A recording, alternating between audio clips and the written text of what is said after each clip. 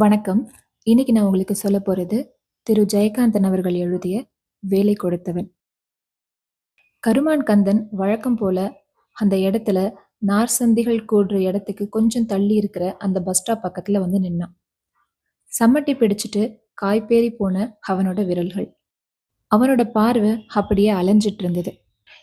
எங்க அவளை காணோம் அப்படின்னு அவனோட மனசு அலபாய ஆரம்பிச்சது. இரும்பு கரை படிந்த அவனோட அரைநெஜாரோட பைகளை துழாவி ஒரு பீடியை எடுத்து வாயில சொருகிக்கிட்டே சுத்தியும் முத்தியும் பார்த்தான்.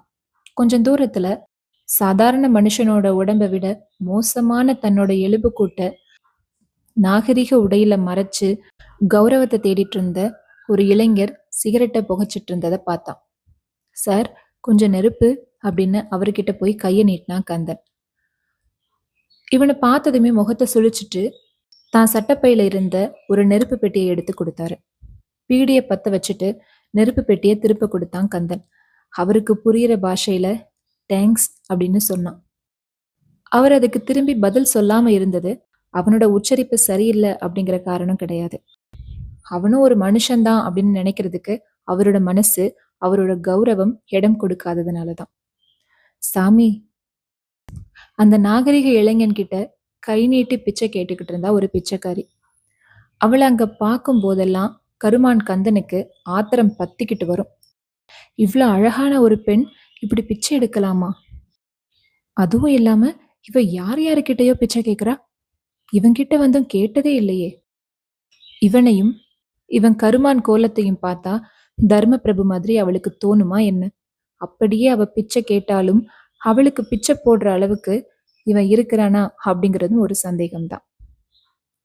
சாமி, போப்போ, ஏதாவது கூலி வேலை செய்யறது தானே அப்படின்னு கேட்டான். எங்க சாமி வேலை கிடைக்குது அப்படின்னு சினுங்கினான். அதை கேட்டதுமே கந்தனோட பொறுமை எல்லையை கடந்துச்சு. வேலை கிடைச்சா செஞ்சு கிழிச்சிருவியோ அப்படின்னு அவங்க கிட்ட குறுக்க போனா அவன். நீ என்ன லட்சாதிபதி பிரபுவோ, வேலை கொடுத்துருவியோ அப்படின்னு பதிலுக்கு அவளும் சீறினான். கொடுத்தா செய்வியா அப்படின்னு கேட்டான். ஓ, நீ என்ன வேலை வச்சிருக்க அப்படின்னு கேட்டான். அவன் முகவாயை தேய்ச்சிக்கிட்டே நின்னான். அதுக்குள்ள 10:30 மணி அடிக்க அவன் ஒரே ஓட்டமா ஓடினான். வேலை கொடுக்கறவன் மூஞ்சிய பாரு அப்படின்னு அவ சிரிச்ச சத்தம் அந்த அவசரத்துல கூட அவனோட காதுகள்ல நல்லாவே கேட்டுது. பட்டையில வேலை செஞ்சிட்டு இருக்கும் போதெல்லாம் அவன் மனசு அவளை பத்தியே நினைச்சிட்டு இருந்தது. கந்தனும் அனாதைதான், அதுக்காக அவன் பிச்சை எடுக்க முடியுமா? அவன் வம்சமே அந்த தொழிலை செஞ்சதில்ல. பிச்சை, சி, அதுவும் ஒரு பிழப்பா? இந்த உலகத்துல பிச்சைக்காரத்தனம் எப்படி வந்திருக்க முடியும்? சிந்தனை ஓட்டத்தால அவனோட வேலை தடப்படவே இல்லை. உரமேறிய அவனோட கரங்கள்ல இருந்த சம்பட்டி பழுக்க காய்ச்சின இரும்பு துண்டுகள் மேல எந்திரம் போல தாளலயம் பிறழாம விழுந்துட்டுதான் இருந்தது. ஆனா அவனோட மனசோ பிச்சைக்காரத்தனத்தின் தலை மேல விழுற அடிகளாத்தான் அதை நினைச்சது. சாயங்காலம் 5 மணிக்கெல்லாம் அவனுக்கு வேலை முடிஞ்சிருச்சு. அன்னைக்கு சம்பள தினம். அவனுக்கு வார சம்பளம் 5 ரூபாதான். ஒண்டிக்கட்டை, அது போதும் அவனுக்கு. அவனோட தனி குடிசையில இரவோடு இரவா அடுப்பு புகையும், காலையில மிஞ்சிற பழைய சோறு, மத்தியானத்துல நாயர்கடை மசால் வடையோட ஒரு சிங்கிள் சாயா. அவன் லிவிங் ஸ்டாண்டர்டுக்கு அது போதாதா? அன்னைக்கு என்னவோ தெரியல, 5 ரூபாய வாங்கிக்கிட்டு வெளியே வந்ததும் ஒரு சிங்கிள் எக்ஸ்ட்ரா டீ அடிக்கணும் அப்படின்னு அவனுக்கு தோணுச்சு. டீ குடிக்க நாயர் கடைக்கு போனான். போகும்போது கருப்பையா எதிரில் வந்தான். என்ன கந்தா, ஈழப்புச்சரா ஒரு மூட்டை இருக்கு, உங்க பற்றையில யாருக்காவது வேணுமான்னு கேட்டு சொல்லேன், செலவுக்கு துட்டு வேண்டியிருக்கு அப்படின்னு சொன்னான். கந்தன் நின்னான். தனக்குத்தான் ராத்திரியில அடுப்பெரிக்க விறகு வேண்டியிருக்கே, இதுல ஒரு மூட்டை வாங்கி போட்டாதான் என்ன அப்படின்னு நினைக்கவும் அவன்கிட்ட விலை பேச ஆரம்பிச்சு பேரம் பேசி முடிச்சு மூட்டைய வாங்கிட்டான். அதை கொண்டு போய் வீட்டுல சேர்க்க வேண்டாமா? ரோடுக்கு பக்கத்துல தூங்கு மூஞ்சி மரத்தடியில தூங்கி வழிஞ்சிட்டு இருந்த பிச்சைக்காரிய கூப்பிட்டான். ஏய், இங்க வா. எதுக்கான்? காலையில நீ என்ன பெரிய லட்சாதிபதி பிரபுவோ, வேலை கொடுக்க வந்துட்டேன்னு கேட்ட அப்படின்னு கேட்டான். ஆமா கேட்டேன், அதுக்கு என்ன இப்போ அப்படின்னா. போடி பைத்தியக்காரி, லட்சாதிபதி பிரபு எவனும் உனக்கு வேலை கொடுக்க மாட்டான். இந்த காலத்துல போய் பாரு, கம்பெனி வாசப்படியில எல்லாம் வேலை காலி இல்லைன்னு போர்டு தொங்கிக்கிட்டு இருக்கு. யோ, மரியாதையா பேசு, ஓடி வாடின்னு பேசுறியே அப்படின்னு சீறினான். உன் பேர் எனக்கு தெரிஞ்சாத்தானே உன்னை பேரை சொல்லி கூப்பிடுறதுக்கு அப்படின்னு பதிலுக்கு கேட்டான். பேரு தெரியலன்னா வாடி போடின்றதோ? என் பேரு ராசாத்தி அப்படின்னா. நீ மட்டும் என்ன நீன்னு சொல்லலாமோ? அந்த வெள்ளை வேட்டிக்காரங்க கிட்ட மட்டும் சாமி சாமின்னு சொல்றியே அப்படின்னு கேட்டான். என்கிட்ட வம்பு கொடுத்தா அப்படித்தான் சொல்லுவேன் அப்படின்னா. இதோ பாரு ராசாத்தி, சத்தியமா சொல்றேன், இப்ப நான் வம்பு கொடுக்கவே வரல, வேலை கொடுக்கத்தான் வந்திருக்கேன் அப்படின்னு சொன்னான். இன்னாயா கிண்டலா பண்ற, மரியாதையா போயிடு அப்படின்னு எந்திரிச்சு போனா ராசாத்தி. பாத்தியா, அவசரப்படுறியே, நெசமா வேலை கொடுக்கத்தான் வந்திருக்கேன், அதோ கிடக்கு பாரு, அந்த செரா மூட்டையை தூக்கிக்கிட்டு வரணும், நீ கேக்குற கூலி கொடுக்குறேன் அப்படின்னா. ராசாத்திக்கு ஒன்னும் புரியல. அவன் முகத்தை ஏறெடுத்து பார்த்தப்போ அவளால சந்தேகப்படவும் முடியல. எங்க கொண்டு போகணும் அப்படின்னு கேட்டா. நீ கொண்டா சொல்றேன் அப்படின்னா. தச்சு பட்டறையில கிடந்த அந்த கோணி மூட்டைய தூக்கி தலையில வச்சுக்கிட்டு அவன் பின்னாடியே நடந்த ராசாத்தி. அவன் எங்கெங்கயோ சந்து பொந்துகள்லாம் போய் கடைசியில ஒரு அசிங்கம் பிடிச்ச ஒரு தெரு வழியா நடந்தான். அந்த பிரதேசத்தை தாண்டி தனியா ஒரு மூலையில தான் அவனோட குடிசை இருந்தது.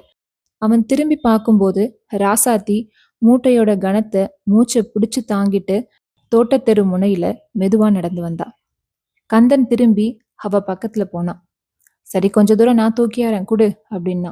முடியாது, இப்படி என்னை கஷ்டப்படுத்தணும்னு நினைச்சுதானே செஞ்ச, நானே தூக்கியாரன் அப்படின்னு வேகமா நடந்தா.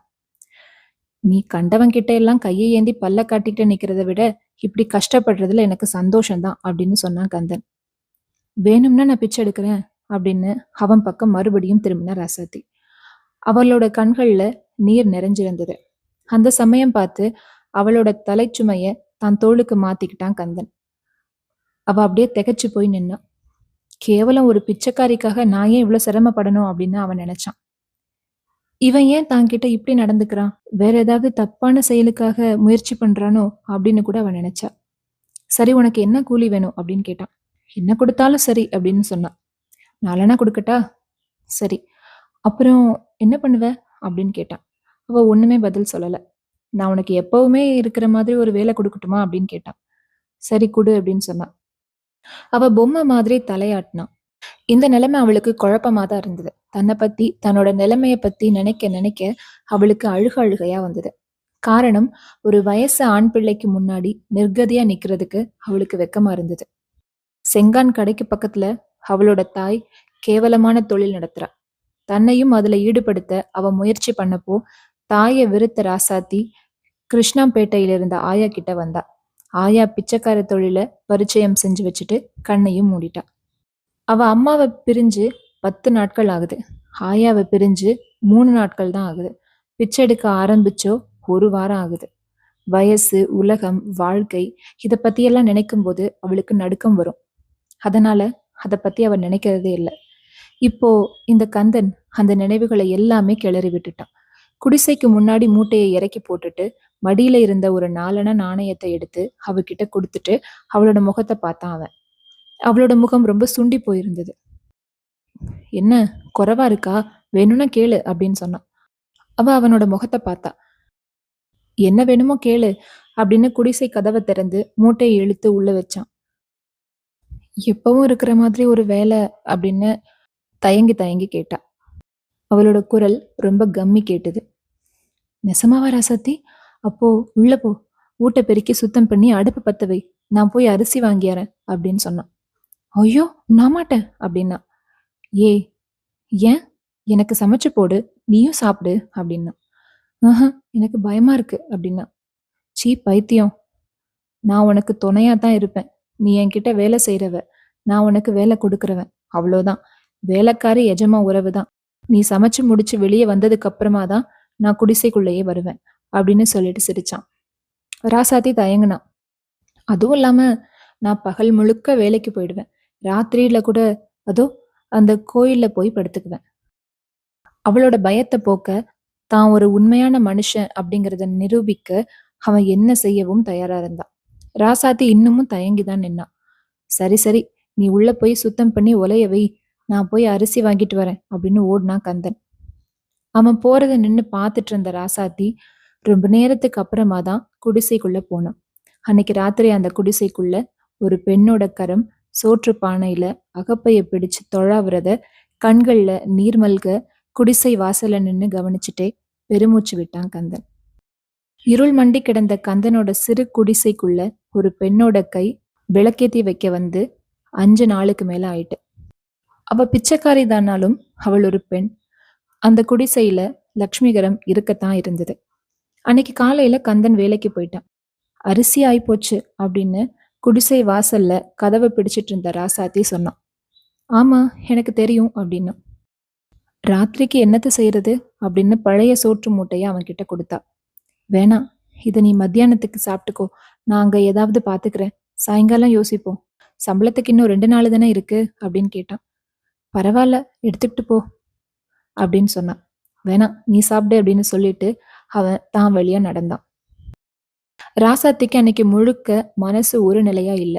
தனக்காக அவன் ஏன் இப்படி சங்கடப்படுறான் அப்படிங்கிறது அவளுக்கு புரியவே இல்லை. அவனுக்கு மட்டும் அப்படின்னா அவன் சம்பாத்தியம் போதும் அப்படிங்கிறது அவளுக்கு நல்லா தெரியும். அவனோட சுகத்துல, அவனோட கட்டுச்சோத்துல தானும் பங்குக்கு வந்துட்டது மாதிரி அவளுக்கு தோணுச்சு.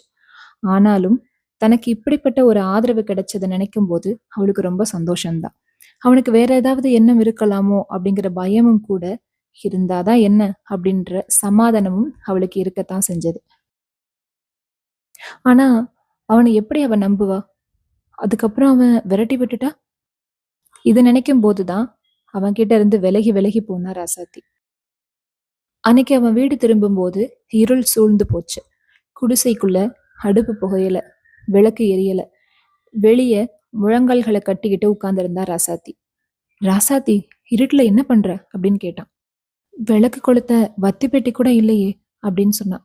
இந்தா விளக்கு கொளுத்து அப்படின்னு பெட்டியையும் ஒரு பலகார பொட்டணத்தையும் அவகிட்ட கொடுத்தான் கந்தன். இது என்ன? நம்ம நாயர் கடையில வாங்கிய அந்த பஜ்ஜி அப்படின்னு சொன்னான். எனக்கு இன்னைக்கு வேலை கொடுக்கலையே. ஆமா, வேலை இல்லாம நான் எதுக்கு இங்க இருக்கணும்? ஏன் இருக்கக்கூடாது? வேலை இல்லாத எஜமான் கிட்ட எதுக்கு ஒருத்தி வேலைக்கு இருக்கணும்னு கேக்குறேன் அப்படின்னா. இதோ பாரு ராசாத்தி, வேலைக்காரி எஜமான்னு நீ நினைக்கிறதுனாலதான் வேலை இல்லாதது எனக்கு தெரியுது அப்படின்னு அவளோட கையை பிடிச்சு ஒரு பஜ்ஜியை எடுத்து அவ வாய்க்கிட்ட கொண்டு போனா அவன். அவ அவனோட பிடிய உதறல, வாயை திறக்கவும் இல்லை. பார்வையை உயர்த்தி அவனோட முகத்தை பார்த்தா.